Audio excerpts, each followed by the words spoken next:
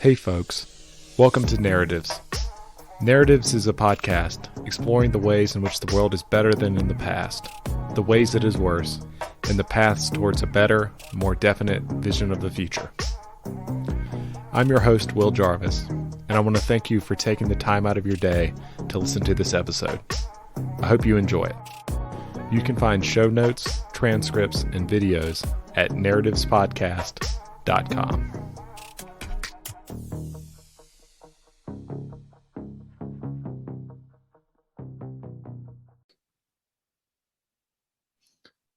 Well, Matt, how are you doing tonight? I'm doing well. Awesome. Well, Matt, thank you so much for hopping on. Before we really jump into a lot of questions, could you give us kind of a quick bio and some of the big ideas you're interested in? My bio I was born in Detroit. I grew up in Detroit in a small town outside of Ann Arbor called Chelsea. Went to Central Michigan University for my undergraduate degree. It took a solid 5.5 years to get out. Eventually made my way to a PhD program in political philosophy at Duke, and got a PhD at Duke in kind of modern German critical philosophy. And lived in DC and worked in DC for a while. Moved to California in 2004, where I have poked around in various angles of the writing business since then, and wrote a book that got published this past spring. That's excellent. The book, Little Platoons. Could you talk about where the idea for the book came from originally? All right, so there's a couple different answers to that question. I suppose to go back to your question about what big ideas I'm interested in. My way of addressing your most recent question with regard to that one is that I'm interested in the way that institutions, large institutions, kind of adapt to and grow from our output as modern, active, self-empowered agents, and how our agency, our striving as selves, ends up empowering institutions at our expense. So that is the kind of the general theoretical kind of reflex that I bring to the enterprise. The book itself, and I suppose I brought that reflex to the article that became the book. I wrote an article in 2016 for the New Yorker Online about the college admissions process, and I had not really had a lot of. I'd only had the kind of parental dread about the process. My oldest kid was in fourth grade at the time, and I had just that kind of general parental anxiety about the building pressures of academic competition and stuff, but I did not really have any knowledge of the process. But it's when I was kind of thrown into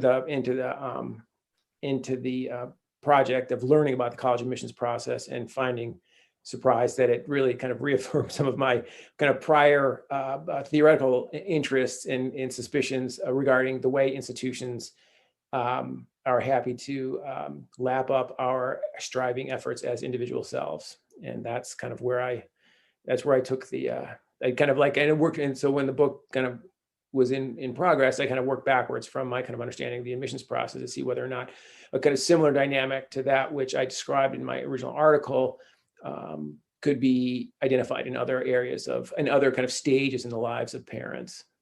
Excellent. I love that. I love that lens you're looking through. The college admissions process, it's bananas. It was bananas when I went through, but it seems to have gotten much worse. So I went to a state school. I went to a good state school, still a state school, UNC Chapel Hill, which now has an acceptance rate that's the same as Stanford 20 years ago. And I just look at that. I'm like, what is going on? The Harvard acceptance rate was 90% in like 1940. If you could pass the test, you could get in. And now, it's like, it's insanely competitive. What do you think? What has changed? What has changed in our society that this has become more of that it's such a big problem? Well, one of the things that has happened, I think, is that just our understanding of the importance of college has changed. The access to colleges has changed, and the access to information about colleges has changed. And so what you and leaving aside Harvard's 90% acceptance rate in before World War II, just the college market used to be much more fragmented. So people went to Gotcha. college nearby home, and so and as a result, schools were defined largely by where they were, and perhaps the kind of religious tradition Ah, that they expressed, that they were kind of oftentimes charged with furthering in their pedagogy, um, and increasingly after the GI Bill, and then I think two inflection points. One is the GI Bill, and then one is the early 1990s, and the heated up admissions competition from there. The college market became kind of nationalized, got especially it. in kind of recent years. And so UNC now, before, when I was in grad school in the 90s, and in Durham, Yeah. and UNC was a university. It was a North Carolina university, Yeah. right? It was a school that was identified with the state of North Carolina. I understood. Actually, at the time, I understood that it was hard because it was so popular for in-state students, because there was a preference for in-state students. It was quite hard for out-of-state students to get into UNC Chapel Hill. In fact, one of the, there was the kind of back and forth between Duke and UNC. One of the things that you heard was that it was actually harder for out-of-state students to get into UNC than it was to get into Duke at the time. But for in-state students, I think it was a different story. But even in the 20 some years since then, the college matriculation market has become nationalized, and so a student in California, kind of casting about, looking to wanting to know where to go to college, is concerned about where a given college, not where a college is or what it teaches, but where it exists on the rankings. And there's one ranking, right? There's one list, and every college has a place on that list. And so your first choice might be Occidental College or something like that, given your sense of what you can get into, which is still a very selective school. And your second choice might be UNC Chapel Hill, very different school, right? One's a little school, one's a big school, but they're right next to each other in the rankings. They may not be where they are, Right. but nonetheless. So the overarching consideration for kids who kind of occupy this stratum of competitive admissions competitive high school students, the overarching criterion is where on the ranking the school is. And so if you're gonna go to and also tuition wise, what's the difference between, if you're going to go out of if you're going to go to a private college, what's the difference between going to that or an out of state school, right? You're going to be paying roughly the same tuition. And so the process has become nationalized. And so UNC kind of like occupy, just by virtue of where it was before the intensification happened, UNC occupied this somewhat privileged space. It was a kind of, even when I was kind of thinking about, when I was an undergraduate, I thought, well, I hadn't really given much thought to where I went to college because I had really put very little effort into studying as a high school student, right? But then like 1 or 2 years into college, I'm like, well, maybe I could go somewhere else. And I thought about UNC as like a school. So it had, even for me in Michigan at the time, it had a kind of profile as a nice school. So once this sorting happens, once the rankings get made official and people start paying a lot of attention to them, UNC happened to occupy an advantageous place in the rankings. And so it got, its position in the kind of national rankings got solidified. And those rankings tend to be, schools move up and down a little bit, but not very much. And so their position gets, so immediately whatever, the niceness of the UNC campus and all of that stuff translates into a saleable national profile and becomes an object of national admissions competition, just like all the other colleges. And so it's just so that's one thing. I think the fact that the college market has become nationalized, and so kids from all over the country are applying to UNC. But the other thing is there's only so many kids. So how is it that all of these admissions rates are going down so much? It's because they're all applying to so many colleges. You apply to a lot more now. So kids apply to a lot more colleges. There's statistics I cite in the book, but something like the number of kids who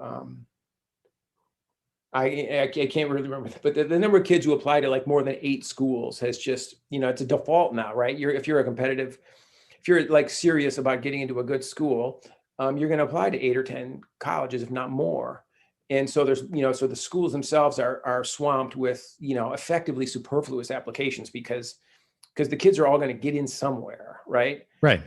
But nonetheless, the way that this translates into rankings and the way these rankings kind of like are absorbed within the kind of the population of competitive high schoolers, it just kind of everything just kind of takes on this status of extremely high stakes, like the difference between these different colleges, the different positions. And so it comes to matter. It's an inflated because of the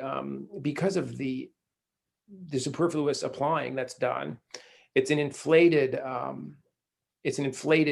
the overall number of applicants and is inflated. Gotcha. Nonetheless, the proliferation of these minuscule acceptance rates is enough to give everybody the creeps. Everybody's freaked out about it. And so I think that those two things mainly became a nationalized process. So schools like the best schools were sorted from because it's really the top 20% of colleges where this level of that have become over this period of time, the top 20% of colleges have become more selective, and the rest have either stayed the same pretty much or become less selective.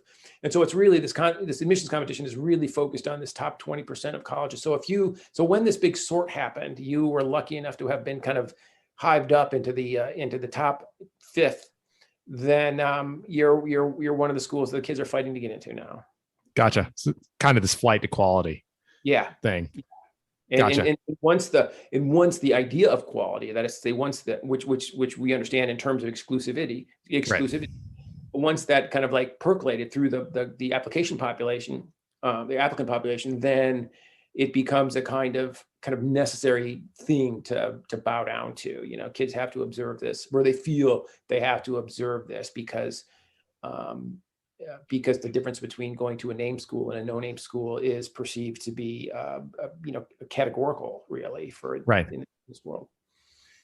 Do you view,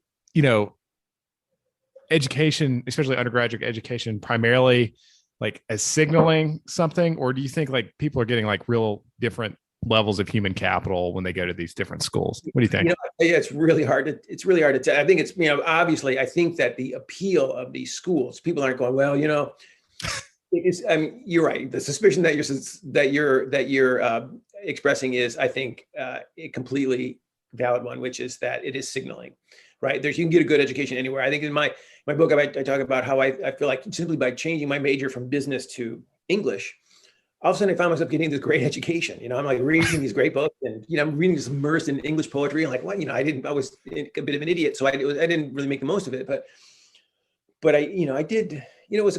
I got a pretty good education for, and it was Central Michigan University. Who the hell knows about Central Michigan University, right? But it was a pretty good education, and so I think a lot of it is what you study, and if you have good relationships with teachers, and there's a lot of ways in which the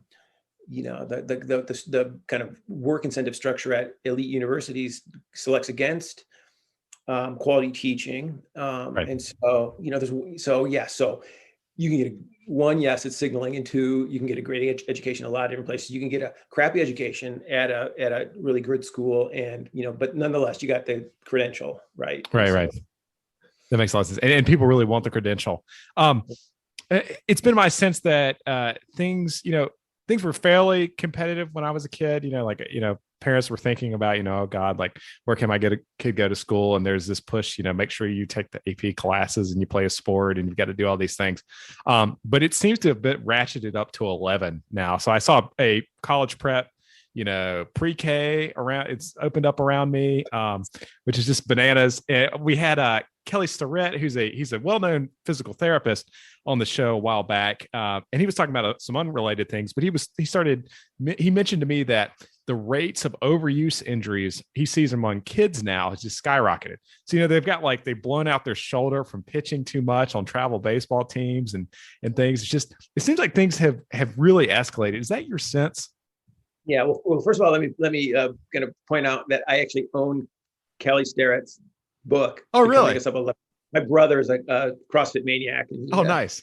And he sent me the book. And I also had a physical personal trainer who helped me through an injury, who was also like a devotee of him. So like that name is kind of like, but yeah. So in my discussion of sports, I talk about this, about how the there's this need for, I mean, first of all, there's the proliferation of these kind of overuse injuries goes hand in hand with the over specialization of in individual, in single sports that kids are kind of giving into at younger and younger ages. Now they're giving into this over specialization does not serve like long-term prowess in a particular sport, but what it is guided by is like the short-term calculation to parents who are trying to keep their kids in a sport, right? And so if you decide, well, I really only want my son to play soccer for 5 months of the year, 4 months of the year, and then let him play basketball or other sports.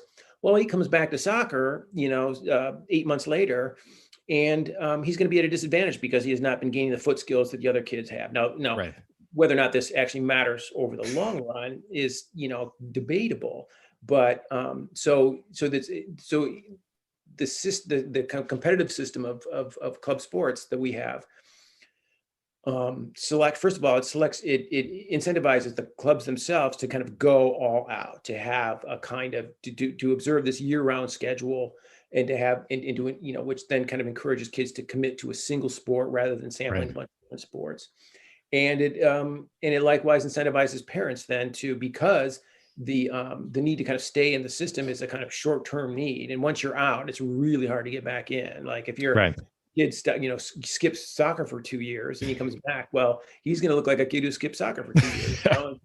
And the clubs don't want that, because clubs are also, they want to be able to present themselves as winning clubs to the parents who are competitive minded. And so the whole thing selects for these short-term calculations. And one of the consequences of it is that these kids end up deciding, well, I got to commit to a single sport, and I got to play the sport year round. And as a result, they end up they end up with these overuse injuries because they're just, they're jamming on their knees or their shoulders or whatever for the better part of a year.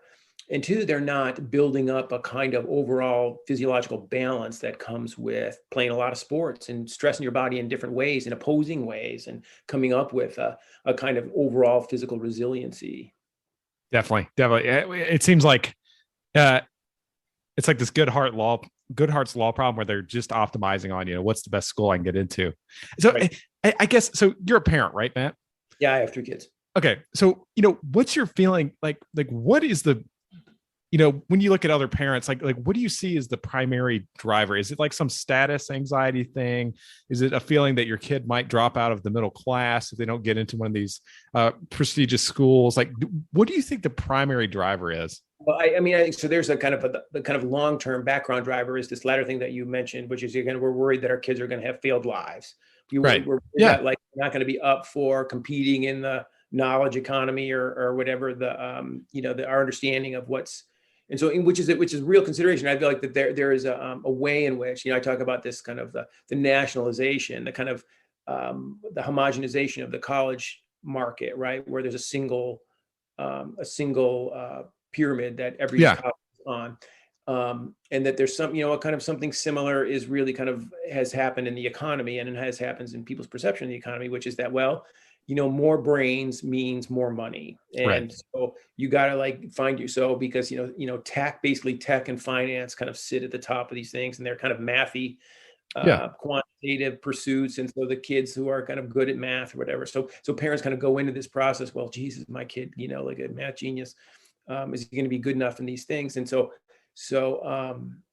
that's kind of one of the existing, the perception that the economy is kind of requires not just a particular, but requires a particular basket of skills, or rewards a particular basket of skills to the, much more than other skills.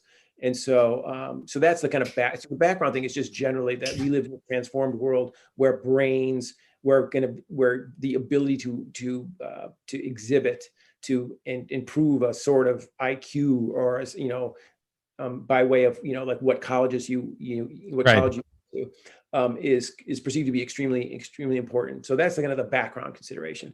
And then kind of like on the more retail level, at the level of individual psychology, I mean, one of the I put a lot of emphasis on, you can call it you can call it a kind of status games and that kind of thing, but it gives a kind of invidious spin on it in a way, and that we're all, I like to kind of point out that we're all kind of status conscious Oh, people, you right? definitely, everyone is, no doubt.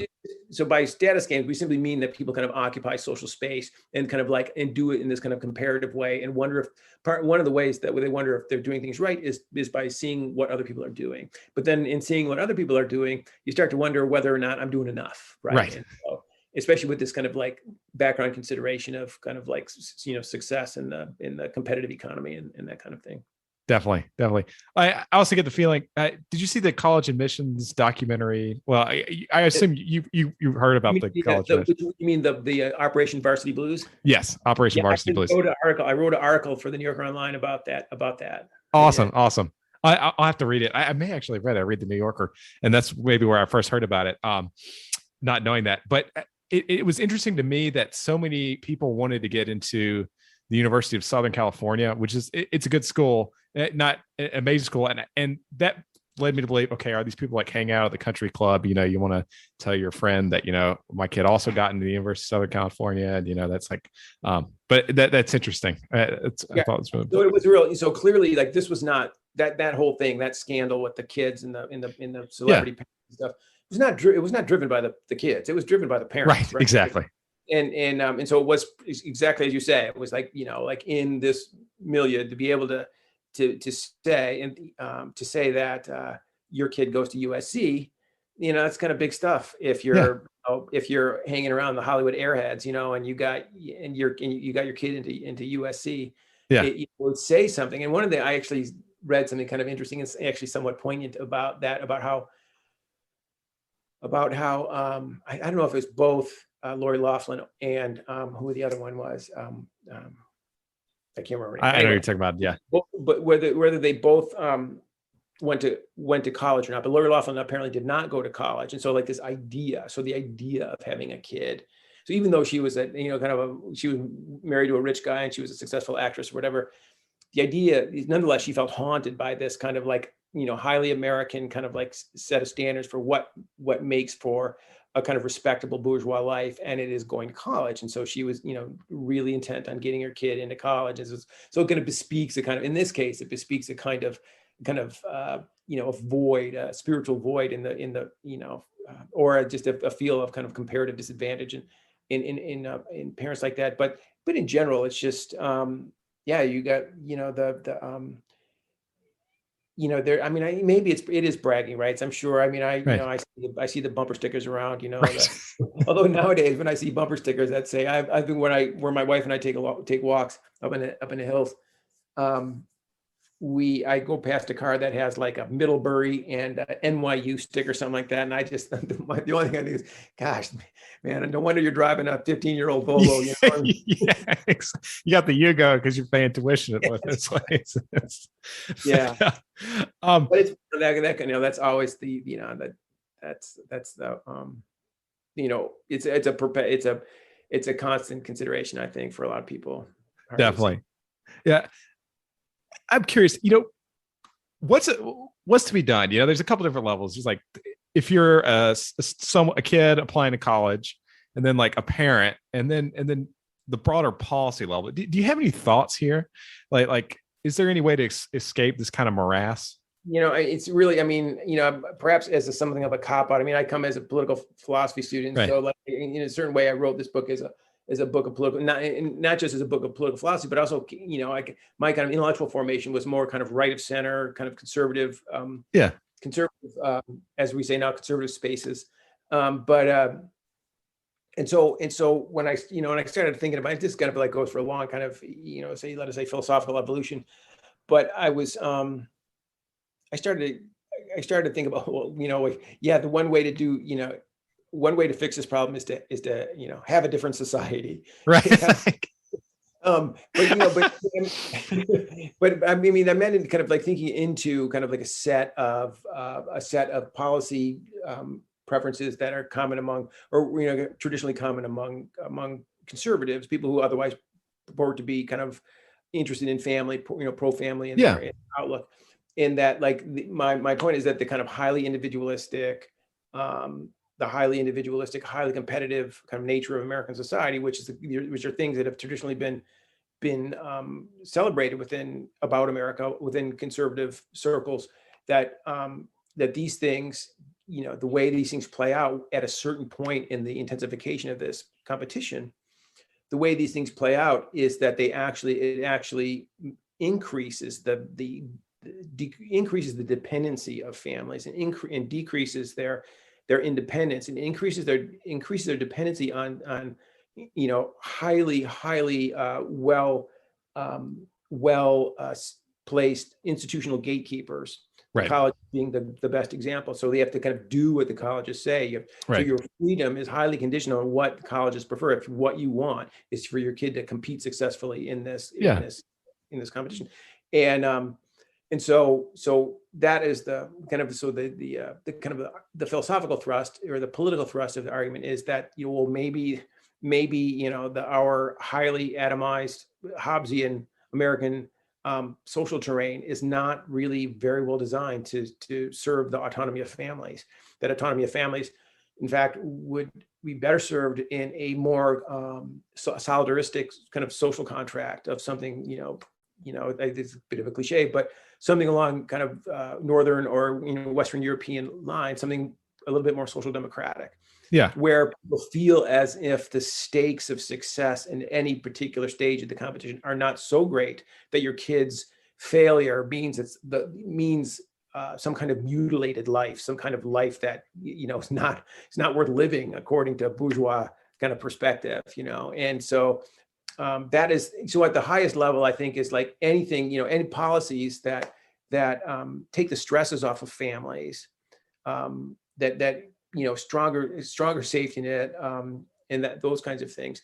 And then on the retail level, there's a bunch of things. I kind of wash my hands of kind of giving or like at least building a great deal of advice into my book, just because one of my kind of argumentative standpoints is that, well, these are all these are kind of this is a collective action problem. These are kind of competitive feedback loops that are very, very difficult to step out of. And so, maybe like the crafty parent can figure out a way to do it while, while like playing their own game.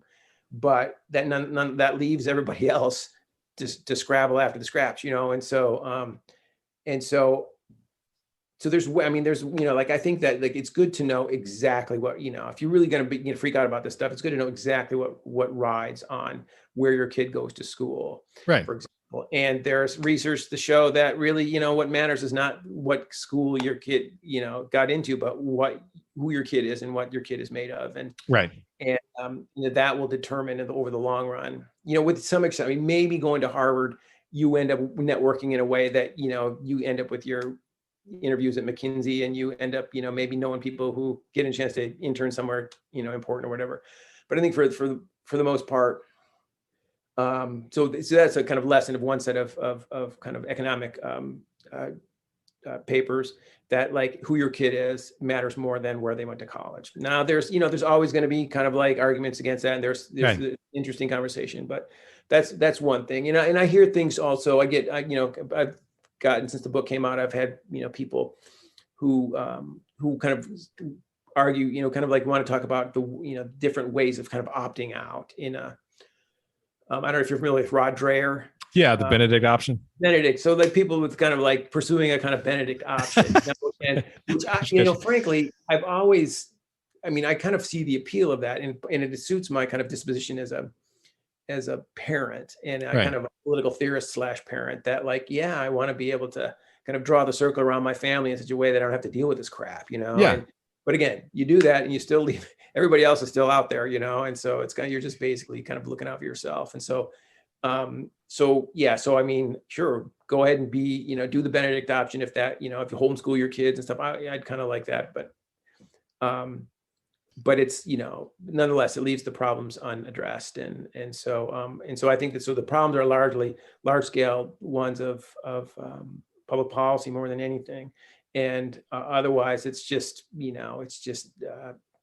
people are coming up with differences. But I'm happy that people, I'm happy that people in kind of like reading my book are kind of like are able to identify with me the problems I'm writing about, and kind of, even if they're only doing it their own way, are recognizing that there's a problem. They're feeling it. They're feeling there's something wrong. Yeah. Well, what I really liked about your book was the framing, which I really hadn't thought of, is how, like, the actions of the big universities in this country, they drive, like the incentives they create drive every, like, all these parents' actions. Like, I don't know why I thought of it thinking going the other direction. It's like the parents create, and it's a feedback loop, right, as well. But like the way they're super exclusive, like Stanford's endowment's $23 billion. They haven't grown the enrollment with the endowment. It's like they're actively doing things that, to maintain that kind of nightclub appeal where it's just this velvet rope. I'm curious, it's funny, we had Tommy Collison on the show, who's one of the Collison brothers of Stripe, a big internet payments company. It's this huge $1 billion company. They grew up in Ireland in this like tiny town. And as kids, they were just free to pursue whatever pursuits they thought were interesting. One of them learned Latin, a couple of them learned to code and started Stripe and did all these great things. And I was just struck by how different that was than American kids growing up here. It's like being able to pursue what you want. Yeah. So that's part of, this is like, the way I describe it in the book is that it is a kind of an accident of institutional design. It's kind of like we had all these colleges, right? And we had all these colleges that it was awesome. All these colleges, these pastors went out into the landscape, the buildings, and founded all these colleges and these states, America's 50 states created these land grant institutions, which, and the variety is fantastic. But at a certain point, it became it got kind of organized into a single thing. Yeah.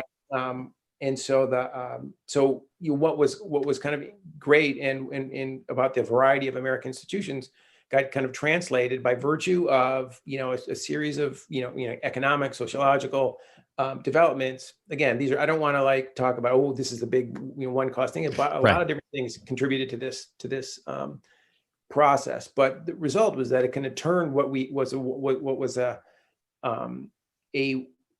wondrous variety of institutions into a single and exacting status hierarchy that everyone has to kind of like find the right, the best place on. And if you contrast that, the contrast that I can return to several times in the book is with Canada, right? Where Canada has like a hand, like big, giant, but entirely respectable provincial universities, right? Yeah. And people don't make a big deal about it. So there's so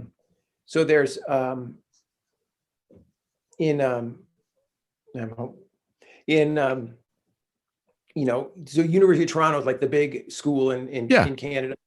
But it's not, it doesn't have the same status as a Stanford or Harvard, So you got into UT, well, that's cool. I mean, I knew people, like I went to grad school with a super smart guy who was in a PhD program at Duke in history. And he went to University of Western Ontario. You ever heard of University of Western Ontario? It's a big school. It's a big school. And, or York University or Queens, whatever, like these various big schools in Ontario, big public schools.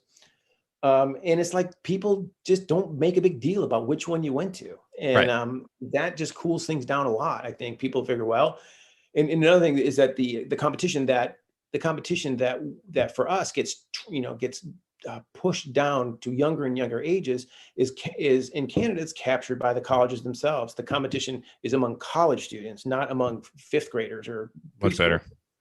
And and so in that way, you can, it changes your entire orientation to what schooling and life is for your young kids. No doubt. But yeah, so I kind of like, I like the idea of like, and it's kind of like, so Ireland, right? So these kids were not, their parents weren't freaked out about what college they were going to go to because there's not several, like maybe 200 schools that like ambitious parents are kind of like ranking in their brains and wanting to get their kids into the best one, And all, and also little schools. So all this, like, one of the things I talk about in the book is the comparison of the sizes of the entering classes of, University of Toronto, the entering class is like 15,000 people. The entering class is 15,000 people. In, the entering class at like Williams College is like under 1,000, and maybe 500 or maybe less. And so, the point I'm making in that little digression is that the meaning of a particular college acceptance is so much greater here. The social meaning, what it signals, what you can signal with it, Whereas, oh yeah, my kid got into University of Manitoba, Right. awesome, yeah, mine too. Everybody on the Right. bus. Exactly. Everybody. So, No doubt. No doubt. Well, and it feels it does feel existential. It's like if you don't get the right degree, it's a dunce cap or something, and you'll never be successful. And it's quite brutal in the US, which I like the Canadian model. That sounds like a much better approach. yeah. I'm curious. You mentioned how atomized US society has gotten, and think about that in the context of the family. Is that something that has gotten worse over time? I know it feels brutally atomized, just especially with COVID. This has just been accelerated. But is that just a feeling I have, or do you think that's really the case that has kind of changed?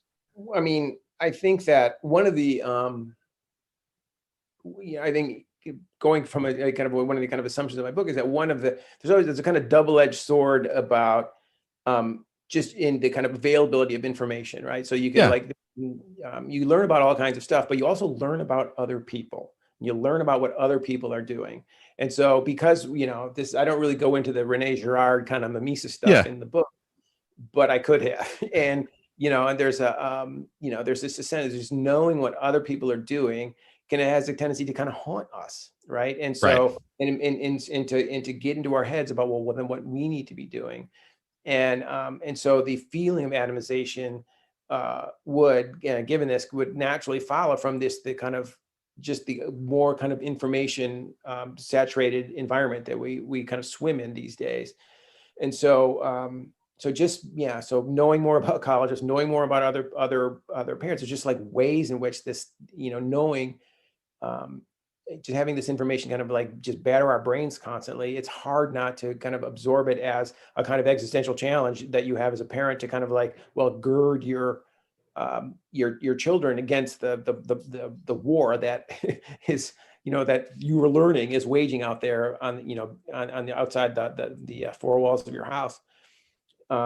So I mean, that's kind of at the perceptual level, and on Yeah. the, but at the actual objective level of society itself, there's a pretty strong case to be made that the economy has changed in a way, again, to kind of to make middle class lives a more kind of exclusive good, Right. contingent on the college degree, and and uh, and not only that the middle class life is an exclusive good, but that a working class life is um, much less creditable, much less respectable than it was in the 50s, 70, 80 years ago, because the amount of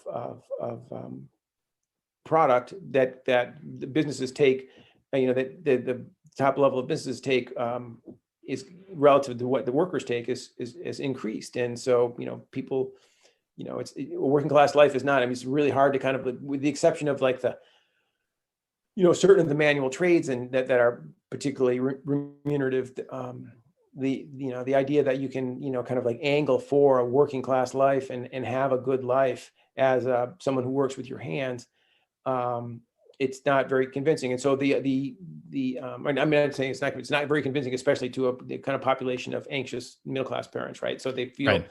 that if your kid is not going to be kind of make it into this kind of stratum, the self-reproducing stratum of middle and upper middle class knowledge workers, then the drop that they make from there is a precipitous drop that you'll do anything to keep your kid from experiencing. Do anything to kind of fall off that cliff. Yeah. And it's super brutal, super brutal. Kids, phones and like the pervasiveness of information technology. We've talked a little bit about that in terms of just like knowledge about what's going on, like who's applying to what college. But do you think there are negative effects kind of beyond that we should be worried about? Are you talking about information technology in particular? Yeah. Well, yeah, I mean, there's again, and this also kind of goes to the whole kind of competitiveness thing in general. Kind of we feel like, well, we have to submit to the imperatives of technology because that's really where the future lies. Right. That if our kids, you feel like, I kind of joke early in my technology chapter about how when my parents got me an iPad when when my kids were little, when I didn't even have a third kid yet, and And having this iPad, I just naturally kind of like related to the existence of the iPad, this big, pretty image, screen with all this kind of stuff that I could present to their hungry eyes. And I just thought of it as being, oh my gosh, the stuff that they can learn on this, and it was completely in defiance of what my own kind of like informed sensibilities about this stuff were. But just having that bit of computer technology was just so beguiling. It's so seductive. I'm like, oh, my kids are going to learn a ton from this iPad, Yeah. And so there's a way in which the computers and technologies kind of speak to us as parents as being a kind of vessels of agency and information that we're going to like hook our kids up, and they're going to learn because there's so much information, that can course through this portal. And and so that's one. I mean, so I think that kind of like is the kind of one of the origins of our kind of how easily disarmed we are before it. That is to say, we were not, there's a lot of reasons. We all know them too. There's a lot of reasons to be suspicious, to be defensive regarding technology. And we kind of learn about all the harms and possible harms and stuff. But we feel like, well, geez, if we're going to give in to the warnings, then that's going to kind of like sever us from the currents of power that, about, over the future that run through these devices. We feel like if your kid's not connected, the kid doesn't have an iPad, and he's not like, I don't know, reading Wikipedia pages or whatever they're supposed to be doing, Right. that he's missing out. And it's one of these things where the kind of base level of vigilance that we're supposed to have about our kids and their brains and the future and stuff kind of leaves us susceptible to kind of believing the promises that reside in something like an iPad. Definitely. No, I really like that. This next question, you just talked about the future, how we think about the future. One of the big problems I see in American politics today is, the left doesn't really have this like appealing vision of the future that's different than the present, that's achievable, and neither does the right, really. Like, no one has this, okay, like, what does the future look like that's better for everyone, that is actually different from today, that we could put together, like it's something we could actually do. Do you think that exists in the problem space, or are we just kind of gonna suffer decline and decadence, like Ross Douthat talks about, right? It's weird. I mean, I did not expect a lot from Joe Biden when I voted for him, but I voted for him, and and so I don't really, I'm not particularly romantic about the future. I don't really, not typically kind of like signed on to kind of progressive visions of ultimate fulfillment, or and through Wake politics. history or something like that. Yeah. So right. So that's although actually I won't go into that. But anyway, I was gonna say no. I'm not. I'm not. There's no. I was gonna joke about how we're the fulfillment of the past, but Right. but like nothing. No one's gonna improve upon us. But no, I was gonna. What I was gonna say was that, but there's just a kind of handful of things like the child tax credit, for example. Like, yeah. All right, like little things. I think that like I feel like the prospects for policy changes like that, and the outlook the different outlook that offers. That is to say, just like, again, thinking about it, first of all, in terms of families. Yeah. What is it because I'm talking about like the stresses of families of college-bound kids, and kind of, what it's like to live and the kind of fear of the future and stuff. But what if, you think about how poisonous that kind of predicament is when the future you're worried about is whether or not you're going to have food and that kind of thing. And so, this more kind of generous, public policy toward families, just at the basic level of giving them money. Yeah, I think there's a lot of, and I absorbed a lot of this myself back in the day, a lot of anxiety about what the, quote unquote pathologies of kind of public handouts or whatever would be. But, there's a fair amount of research, kind of more current that perhaps doesn't entirely eliminate those concerns, but, it situates them and minimizes them to a certain degree, where you can then focus on what the benefits are, which is the fact that like poor people have more money and families have a little bit more security. And so you can extend that kind of policy approach in other areas. you could possibly just see a kind of an easing of it, just a feeling, a easing of the feeling that the stakes are so damn high. Right. And then the stakes aren't that high. Maybe we're not like just at the cusp of failure, and something, a version of life that is kind of not worth living. Yeah. So yeah. So anyway, that's my, and I've turned into something of a bleeding heart in this regard, because I feel like, the families need to be supported. It's hard to be a family. It's hard to raise kids and materially and otherwise. And so to kind of live in a society where like some of the feeling of imminent, apocalypse is diminished, would be a good thing. Definitely. I wholeheartedly agree. I think it's really important we help support families. I might have read this in your book. I can't quite remember, but it does seem like, we used to live with a bunch of, we live with our extended relatives, right? Your uncles, your aunts, you live all together. And now we live in very kind of, in much smaller groups, like mom and dad and some kids. Like that's much more average. Family is like a kind of, yeah. So. Yeah. Do you think that that's a negative trend? And it's actually, that being the norm, that's not really the norm anymore either. Like nuclear family is not the norm. It's usually single parent households now. Do you see this trend kind of continuing, or you think it was something we're able to get out of? It's the thing is that when this kind of goes to kind of class stratification too, that like the nuclear family remains the norm for educated parents, right? So that the more education you have, the less likely you are to get divorced, and there's a lot of stay married, yeah. And there's a lot of advantage to kids that accrue to that the one thing, yeah. But the kind of the other question of like, say, if there's the nuclear family, kind of like, just whatever conceptually kind of sits between the dissolving, what I say, like the disaggregating family into the single parent family, like on the one hand, and then the extended family, yeah, on the other. I think it may have been my friend Ian Corbin who wrote the thing that you're referring to about the nuclear family. He was criticizing the kind of the dominance of the nuclear family, not because he wants to see more single parent families, but because the model of the extended family, where grandparents and aunts and uncles are kind of nearby, or maybe even in the household, right, is perhaps a valuable, worthwhile alternative. That is, I'm not against that, but one thing I do, there's a way in which my own kind of conception of family life, the kind of defending family life in the kind of the node of family life as a kind of a site of otherness, of alterity, of difference. Yeah. That's built upon a conception of the nuclear family, right? Because that's where like those little kind of intense bonds form, those little shared meanings that really are not shared with the outside world.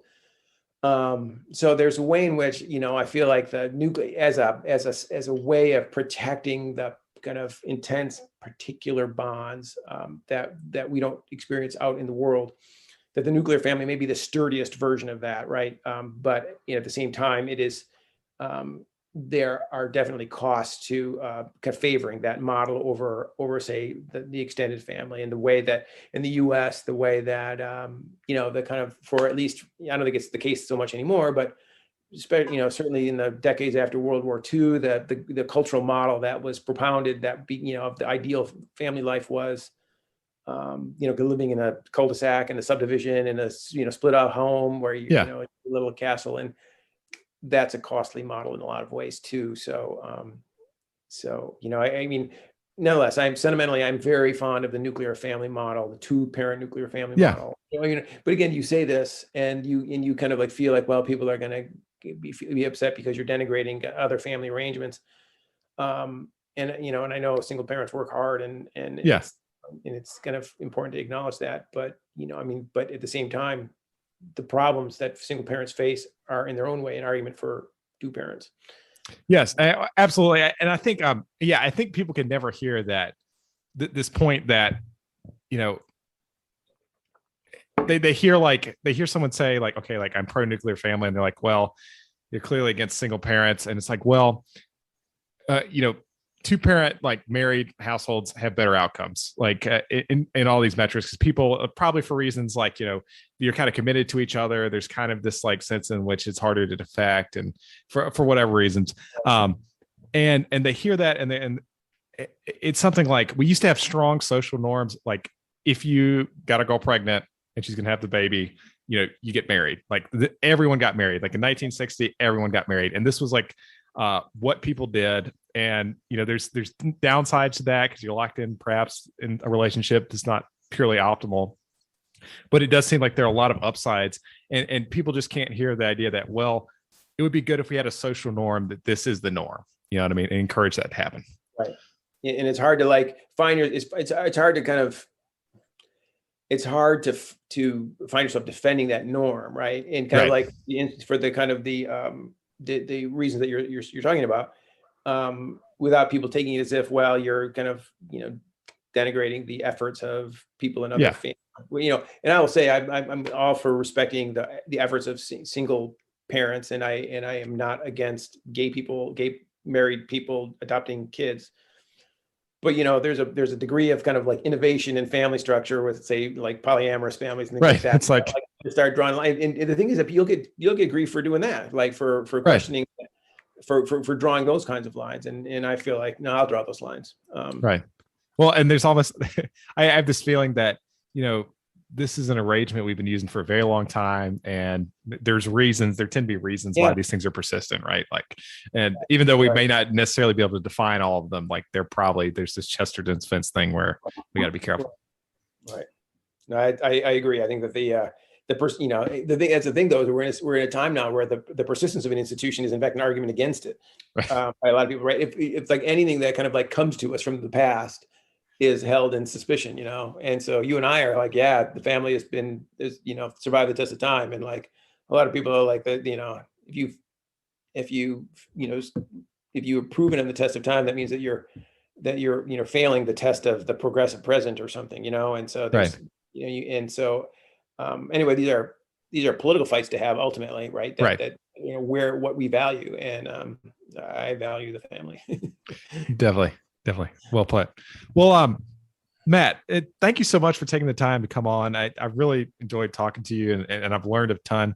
Do you have any parting thoughts? And second question, where can people find your work in the book? Well, the book is available at a bunch of different, I suppose, I don't know, it's in my bookstore locally, but I'm not sure. You can certainly find it in various online vendors like Amazon. So what was your other question? Do you have any parting thoughts you'd like to leave with people? And I know that's kind of like general, right? Yeah. Well, besides buying my book, it's important. It's great, by the way. Oh yeah.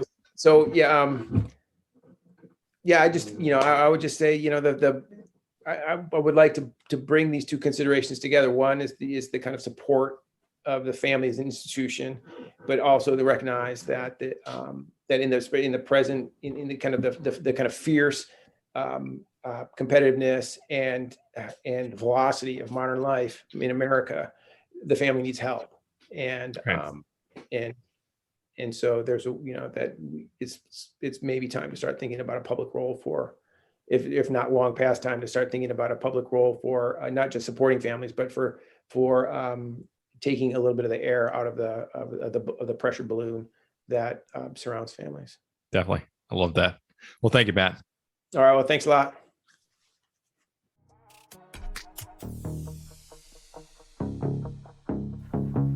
Thanks for listening. We'll be back next week with a new episode of Narratives.